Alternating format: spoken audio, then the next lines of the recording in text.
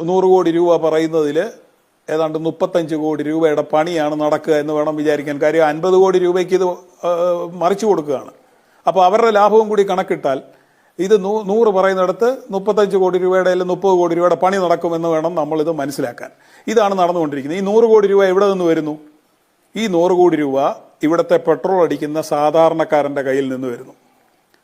അവൻ്റെ കയ്യിൽ നിന്ന് 1 ലിറ്റർ പെട്രോളിന് 18 രൂപ വെച്ച് വരെ കളക്ട് ചെയ്ത സമയമുണ്ട്.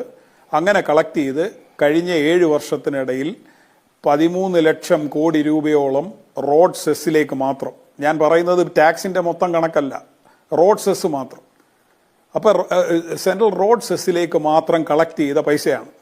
അപ്പോൾ ഈ ബൈക്കിലും ഓട്ടോറിക്ഷയിലും ഒക്കെ സഞ്ചരിക്കുന്നവർ കൊടുത്ത പണം കൊണ്ട് ഈ സ്വരൂപിച്ച ഈ ഒരു സഞ്ചിത നിധി, ഈ തുക വെച്ചിട്ടാണ് ഈ റോഡുകൾ നിർമ്മിക്കുന്നത്. ആ റോഡിലേക്കാണ് ഇവർ ടോൾ ഏർപ്പെടുത്തുന്നത്.